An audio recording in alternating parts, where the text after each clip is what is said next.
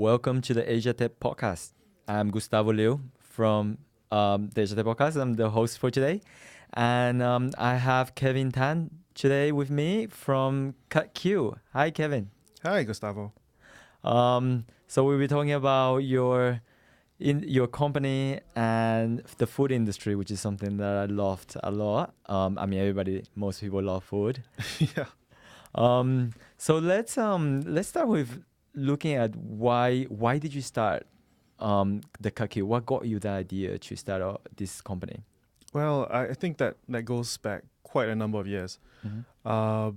You know, I used to work at Pricewaterhouse, and that was an accounting firm based in the CBD. So every morning there would be this struggle to firstly get to work on time because of the mad rush there is. Oh, yeah, I remember that. Yeah. Yeah. And of course, the second thing is that when you reach there, you're looking at numbers all day long. And I realized very quickly on that if I did not have my cup of coffee in the morning, Yeah.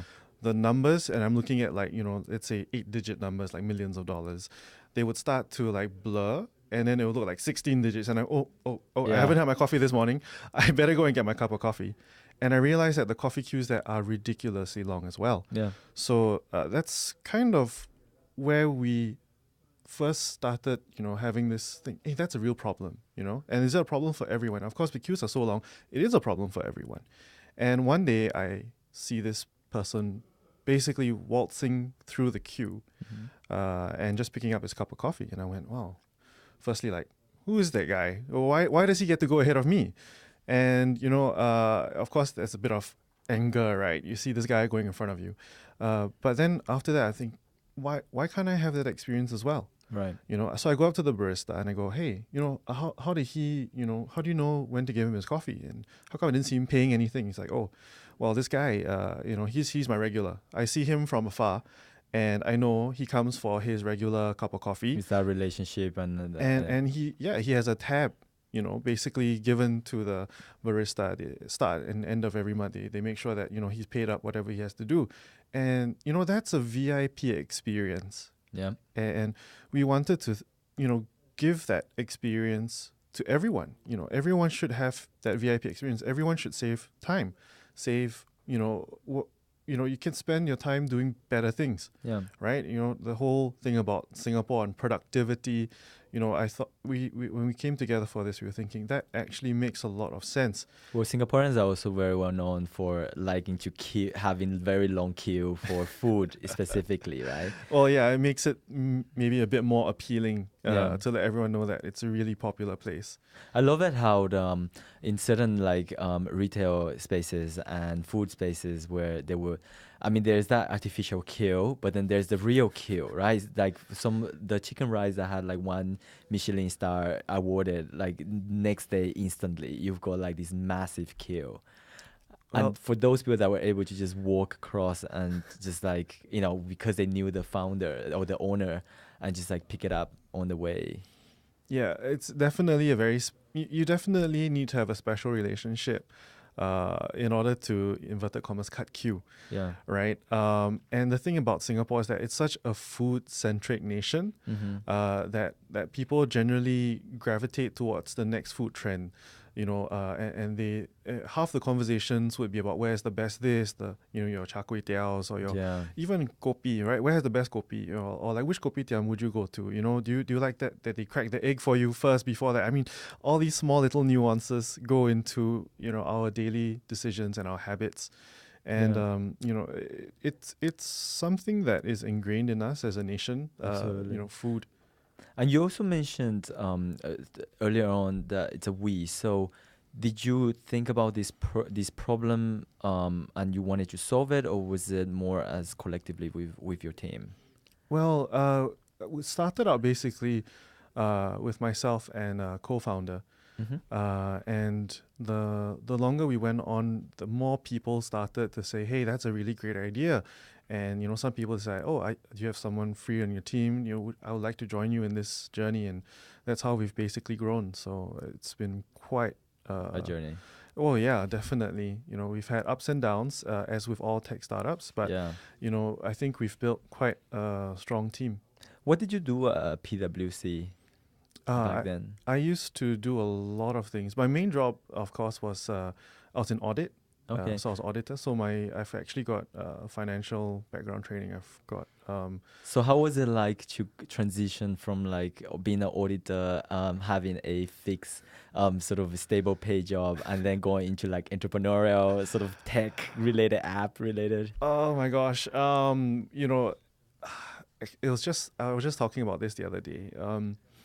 I was just lamenting like, oh, I miss, a nice high fixed salary. Well, high is relative, of course. But the thing is, my mom, she came around and said, well, back when you were working there, I saw every day that you were not happy. Mm.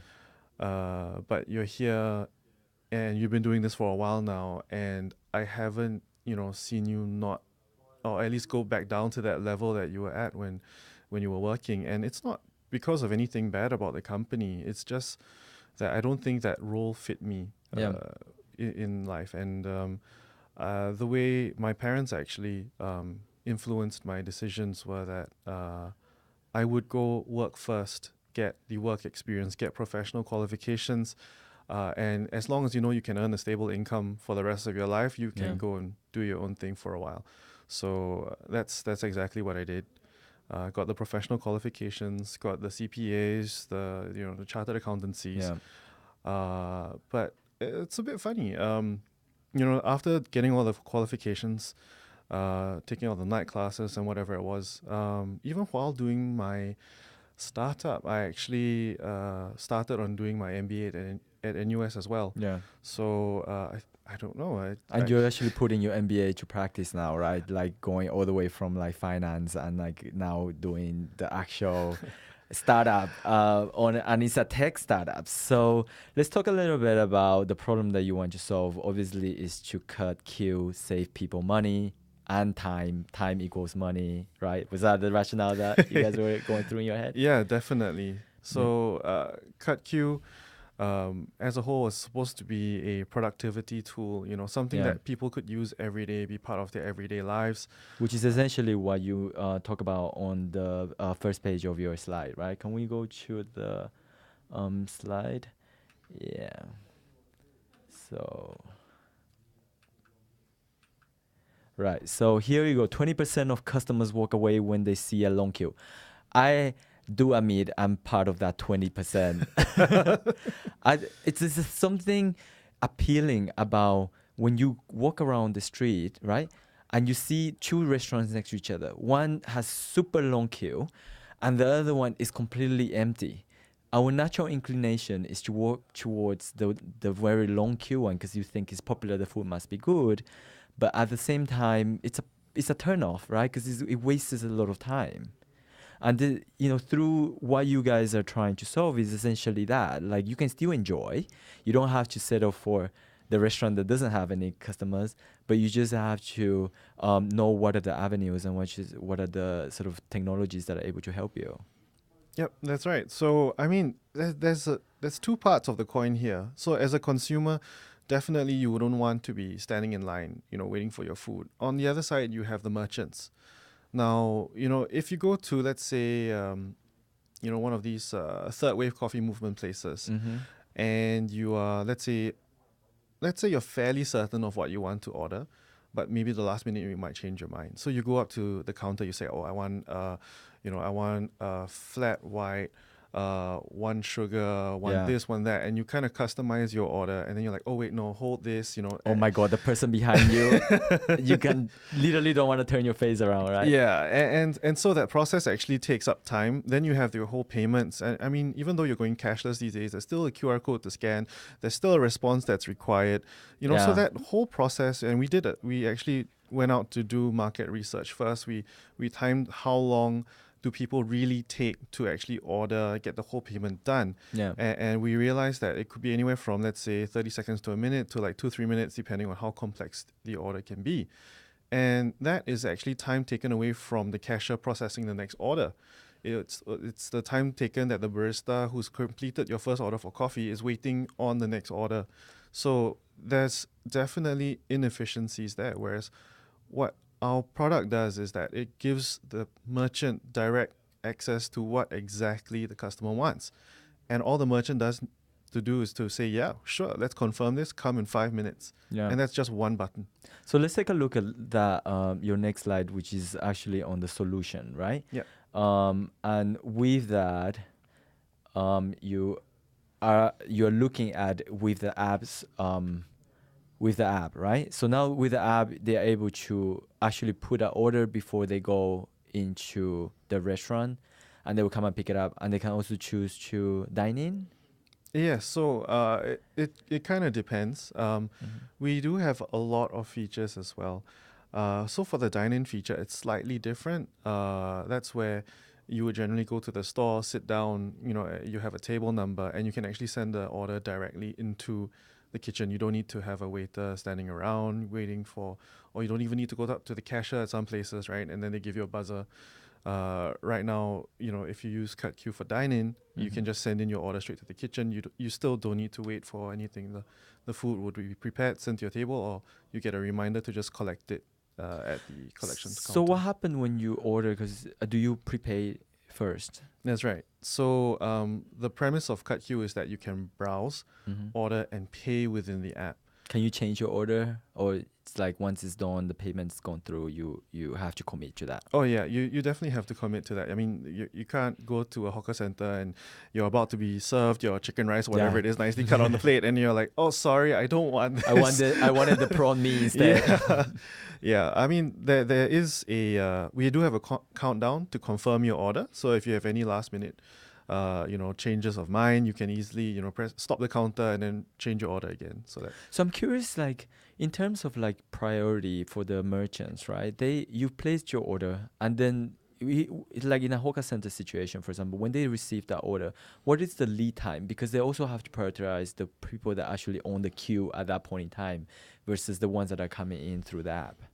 So that's a very good operational question. For hawker centers, it is very difficult, and we generally don't have too many hawkers with us. But it's because we have to see where's the choke point, the bottleneck of where their whole process lies. If you're a single, if you run the store by yourself, solo. The CutQ will definitely save you time taking in the order, processing the payment, because you just get it straight away, versus doing who has a team, right? So one person just purely at the cashier, and one person purely making the food. So, then does it save as much time? It could. Yeah. But let's say if you're at a bigger chain that has maybe 5 people. Then instead of maybe having 2 people on the cashier, you have one person on the cashier and someone also minding CutQ orders. And you can take in, the same number of orders, because all you need to do is just press a button, literally, and the order goes straight to someone else, and someone needs to cook. So you're literally doubling your productivity from having, you're cutting down, 2 staff to 1. So that process operational flow, to be able to work with CutQ and get the most out of it, do you guys also go to the merchants and feedback on like how they could actually restructure internally to work to make CutQ more efficient? So that's actually the very first thing merchants ask us. So how do we work with this? How do we change our operational flows to accommodate more orders coming in? And generally, after working with quite a number of merchants, we've come up with very different solutions for different merchants. So we had one where we're working with a cafe in NUS called The Spread, and they just had their new intake of business students. So suddenly they had an influx or a high number of customers, and because I used to study there, I sent in my order, hey, why are they not responding today? And I was like, oh, that's very unusual. They're very prompt with responding, saying my order's ready in 10 minutes, whatever it is.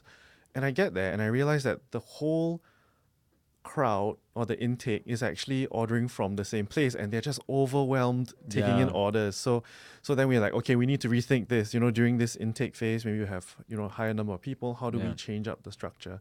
And we realized that provide them a secondary tablet to accept orders even faster. Right. You know, but operationally there were still things to key in and whatnot that they wanted to record. But yeah, we are always there to support merchants to And make also sure. on the merchant side, I mean that is a really good flow to be able to communicate and help them so that they will be able to restructure that to be a little bit more sort of efficient, right? That's essentially what McDonald's kind of solved in terms comparison to a lot of the fast food chains back in the many years back. But then on the customer side, do you also provide like because the wait might be too long? Would it is there like an option for them to choose somewhere that is nearby or a secondary similar option for them? Well, when you first open the app, you can choose how you view merchants. Mm. So the general filter is nearby me. So whatever's closest to you appears first. Right. You can then go down and select, let's say, coffees. I want a coffee today. I click coffee. I have all my coffee merchants on board. So whether it's here Bread Table or Jewel Coffee, you're able to then select the closest one to you. So there are ways to prioritize what you want. Yeah. And the thing is, what we also have is a feature where you can order not just on the spot, but in advance. So if I know I'm going to reach the office at 9, I can actually place my order, at like 8 when I'm leaving the house, for example, if you take an hour to get to the office. Yeah. So, the merchant then goes, okay, great. Someone's coming at 9, accept. So you don't really even need to kind of plan out, and leave it up to chance when the merchant's going to be ready with your food. I think while you were saying that, I was thinking like this app is really good for people that are very indecisive like myself, because I find myself like queuing up, right, for like at least 15 minutes and just thinking what I want. But because I can't decide, and I'm also worried, stressed out by the people behind me and the person, the lesser, as the queue gets shorter, you feel more pressure to make a decision. And then when you do end up making a decision, it's oftentimes like, that is not the one that I wanted, but the order is already placed. Oh, you're very considerate for worrying about the people behind you. Yeah, definitely. A very thoughtful individual. but it's just that visibility, that time constraint, is very pressuring, and that kind of adds on to the fact that if I had an option if I didn't have to wait, right, I would just literally come and pick up. I've definitely seen a lot of those kind of situations. Mm-hmm. And if you do order very frequently, you want that kind of treatment from the merchants that are providing you the service. I want to touch on a little bit, shifting a little bit of gears. So I've seen you have a very interesting slide on your deck about the partners, and these are essentially the ones that you've managed to onboard. Could you talk a little bit about the partnerships and how do they work? Well, we have a number of partnerships, as you mentioned. First of which is actually Ascender Singbridge. Ascender Singbridge is one of the largest office real estate developers, as well as they kind of own and operate a lot of buildings around Singapore, especially the Fusionopolis, Galaxis area, the whole One North. Quite a number of the buildings are run by them. So how are they involved with you guys? So they basically reached out to us and asked if we could help implement our solution at their buildings. Cool. So what we've done is that we've actually we've provided the CutQ service for them so that they can actually connect their tenants, who are the office workers, with their tenants, who are the F&B operators on the first floor or basement, wherever you usually would frequent for lunch. Yep. So the idea is that you're able to provide more value for tenants by giving them the convenience of having CutQ with them. So it's more like you provide that is a SaaS sort of solution for them. That's right. It's a SaaS solution. Okay. Yeah. And for Changi Millennial Walk and Platform E. So generally with let's say with the rest, it's slightly different. How that would work is that basically let's say Millennial Walk, they have different initiatives. They want to improve productivity.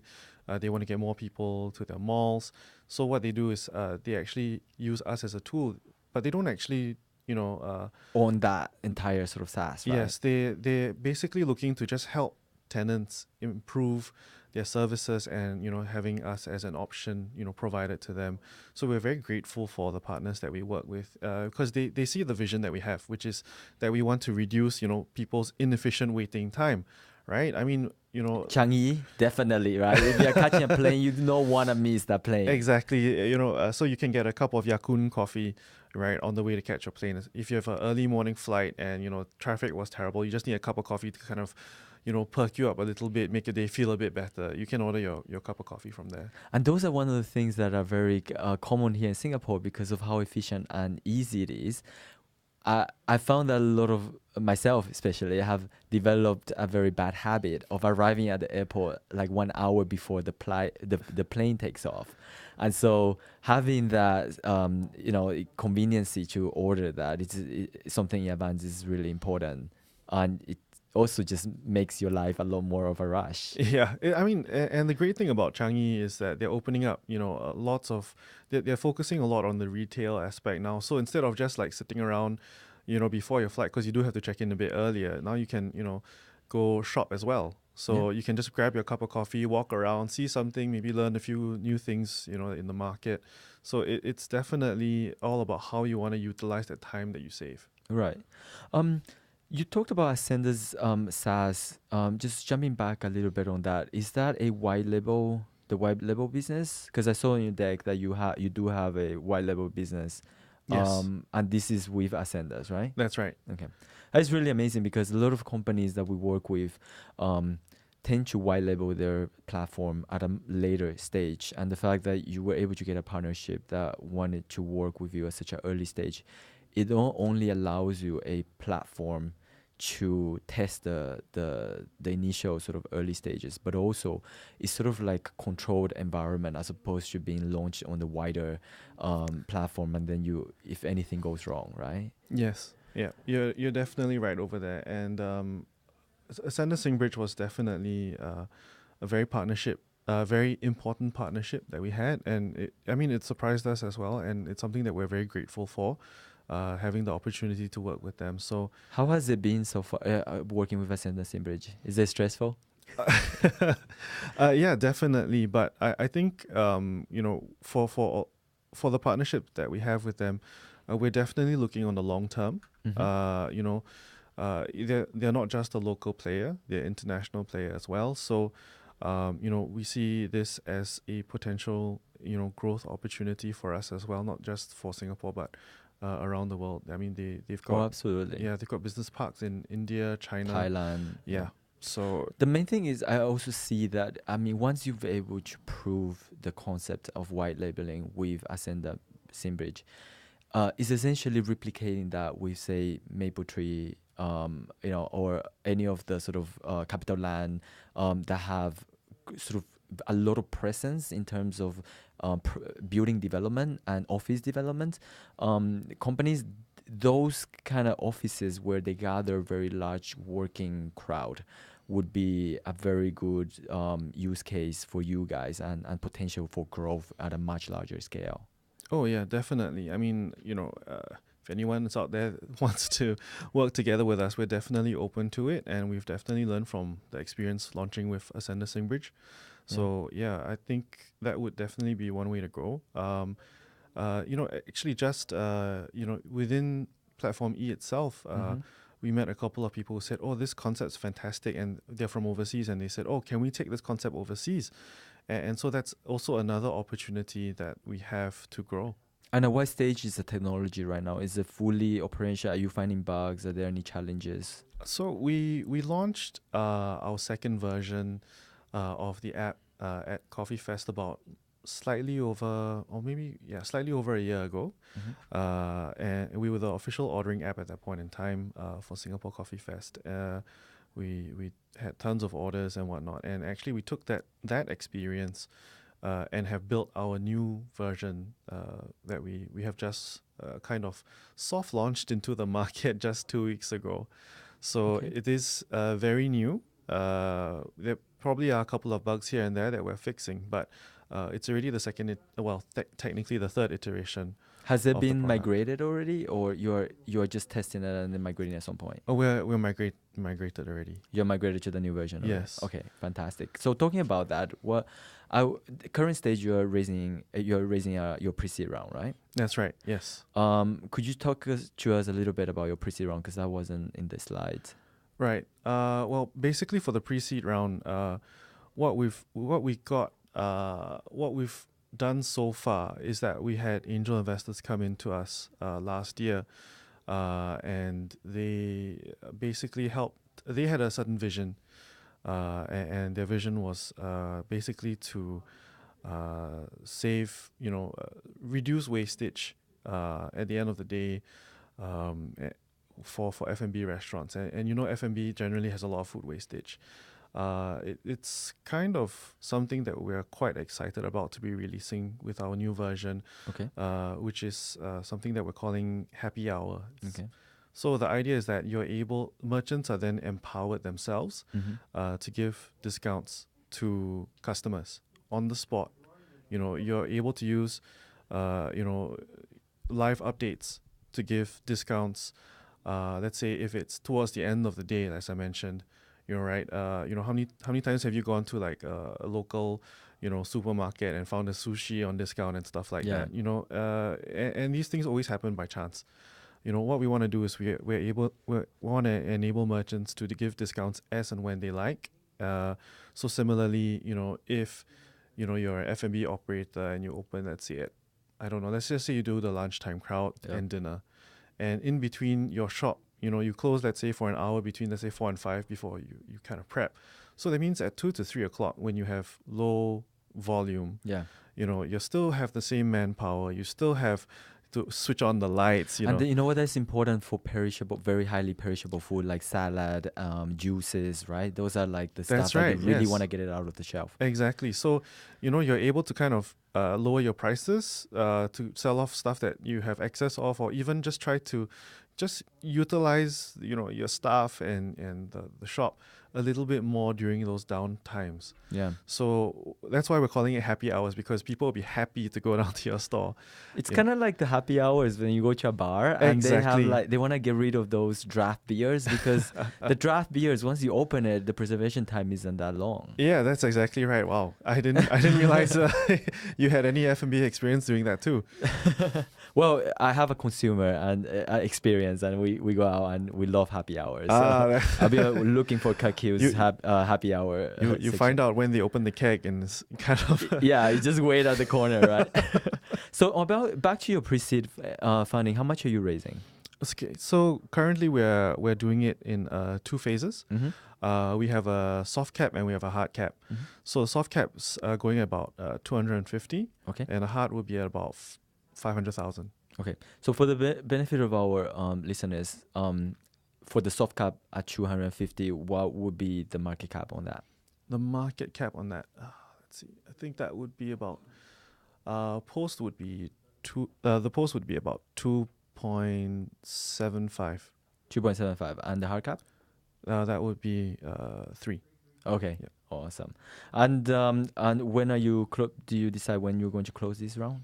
We do have a timeline for this, so it's probably going to be about a month plus. Okay. We've basically done the soft and hard cap, so we are allowing more investors to come in at this stage, rather than just setting a hard limit, just one limit. And how many how much of it already filled, or is it fully open at the moment? There are a lot of interested parties so far, and some people who have said that they're willing to commit. So it's not fully taken up, but yeah, definitely still open to hearing. Do you enjoy the raising funding journey? It's definitely something that is been very challenging. Meeting up with people. I mean, I've people from all walks of life. Some of them are sophisticated investors. They kind of ask you, okay, where do you see yourself in a couple of years' time? What's your next round? What's it going to look like? What do you want to grow? How you want to grow? How are you going to scale? Exactly. Where are you? Which country are you going to go? Yeah, exactly. And then on the flip side, I get a call last week from this guy. He's saying, "Oh, do you have any criteria for investors?" And I'm going, "Well, I mean, not really. I mean, as long as we get along, I think that's quite good." And I end up explaining a little bit more about the different stages of funding to him, because he's new at investing, I think. Yeah. So you really get a huge range of experiences.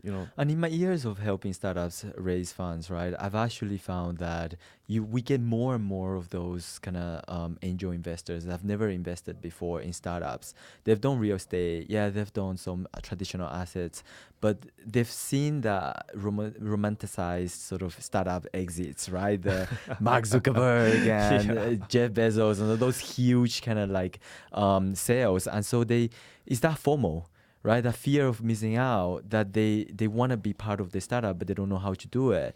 And it's amazing. We need more of those type of investors that will just call you up and say, hey, can I just here, take my money? Yeah. And while I do appreciate that a lot, I also would like to caution them. I mean, some people, they really have these big eyes when they look at it. Oh yes, this is going to be the next, this is the next, that. And I mean, if they truly believe in the product, I would gladly, say, come on in. Oh, absolutely. And your first investors, as well as your first customers, they are all your visionaries, right? They are the ones that have stuck with you, have seen the vision, and want to be with you throughout this entire journey. Now, Shift, just is related to this question. Are you also looking to hire? Are you expanding the team? We're actually getting someone in starting next month already. Yeah. So I think the team is kind of okay for now. But of course, once the funding comes in, depending on whether we go with a soft cap or hard cap, we would be expanding more aggressively if possible. Yes. Right. Because our audience, it's a very diversified audience. We've got investors, but we also have people that are looking for opportunities or join a startup at an early stage, and many of them have different type of skill sets. Well, yeah. I mean, we will definitely welcome anyone who wants to sit down and have a coffee with us. You can come down to our office. We'll give you a cup of coffee as well. Fantastic. That will be ordered from CutQ, I suppose. That's right. Right. So this has been fantastic chat. Before we end the show, I do have one more question for you, Kevin. How can our listeners reach out to you if they are interested to participate either as investors or as to find out more about CutQ? Oh, yeah, sure. You can reach out to me via email. My email address is kevin.tan@cutq.sg. Or you can, drop us an email on our website, send us a feedback through the app. Make sure you take a look at the app as well, before deciding on reaching out to us as well. We're definitely open to all forms of communication. Fantastic. Thank you so much, Kevin Tan, founder of CutQ. And you are listening to Gustavo Liu at the Asia Tech Podcast.